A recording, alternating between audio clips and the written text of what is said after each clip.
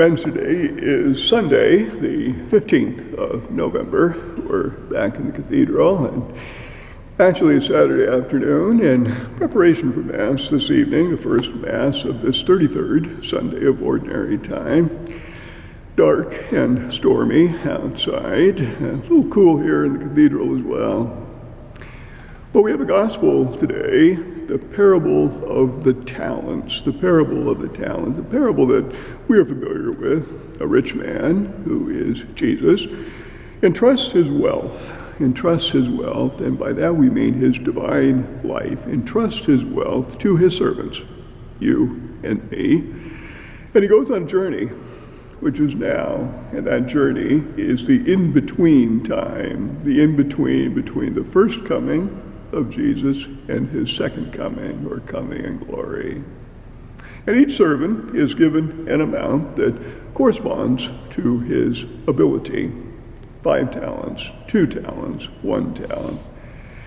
And the one who received 5 makes 5 more, and the one who received 2 makes 2 more. But the servant who received 1 talent buried it and made nothing. And the rich man who is Jesus in the gospel, the rich man praises the first 2 servants, but he's angry with the third, and casts him into the darkness. So what's going on here? Typical of parable, the story is not really about finances. Rather, it's about the gifts that God has given to us, our talents. And by the way, our word talent in English comes from this parable. The ancient talent was a coin, and it was worth a great deal. A silver talent was worth as many as 15 years of wages. It was just a very large sum. And gifts that God has given to us, talents, and what we do with them in this in-between time.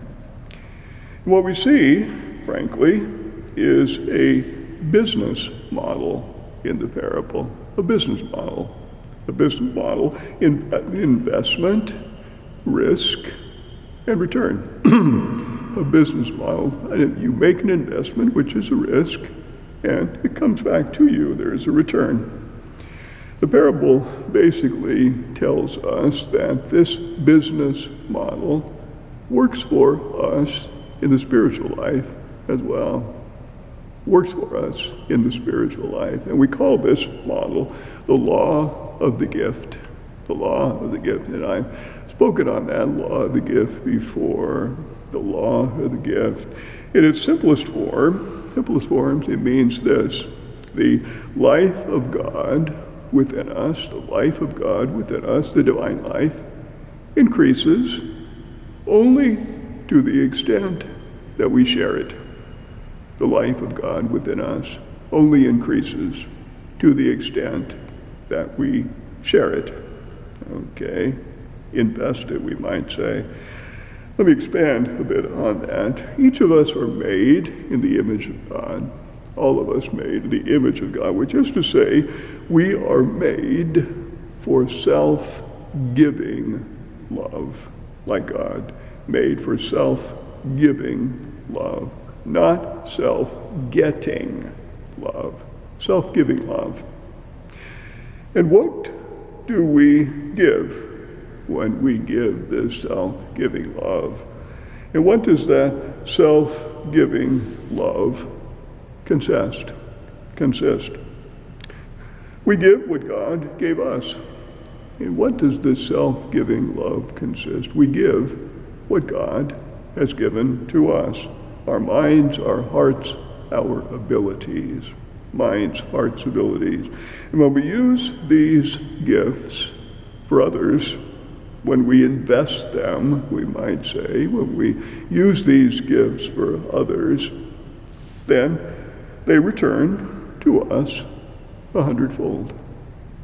When we give them away, when we invest them, they return to us 100-fold. And that's the law of the gift, something that is very fundamental to our Christian spirituality. Now think again of the parable. The servant with 5 talents invested them, gave them up, invested them, with some risk, but the risk paid off. The risk paid off. He got 5 more. He gave those talents away and in turn received more. Didn't lose anything. Didn't lose anything but gained. And the one with 2 talents did the same. But the servant with 1 talent selfishly kept it to himself.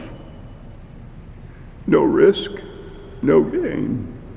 And in the end, he lost everything. No risk, no gain. And at the end, he lost everything. So how can we apply this parable to our lives?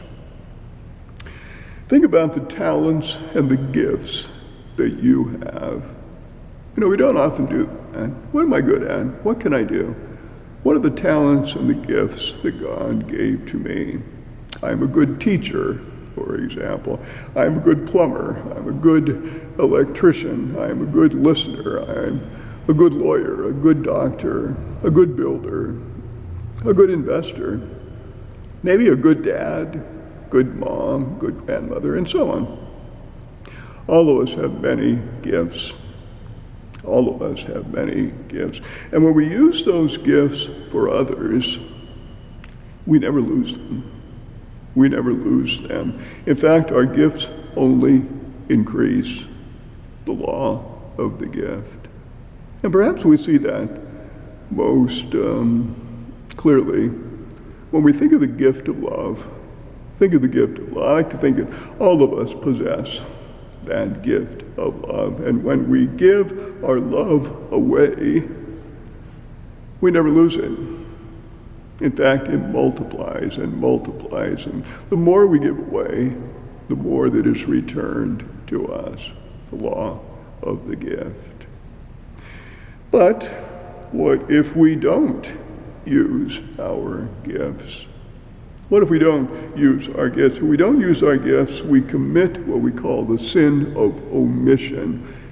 You know, most of us think of sin as doing something wrong. But how about omission, not doing the things we should be doing? And today's parable talks about the sin of omission, that one man who was given the 1 talent didn't do anything with it. Sin of omission. And what does the gospel say? He's wicked and lazy, sloth, spiritually lazy, and doesn't share his gift. But the sin of omission has consequences, as our gospel today tells us. What does the gospel say? We will be thrown into the darkness where there will be wailing and grinding of teeth. Into the darkness, a euphemism for hell. Not good, not good. So use your gifts wisely. Use your gifts wisely for others. Invest your talents and see them come back 100-fold. Hold that thought. Have a great Sunday, and we'll see you tomorrow.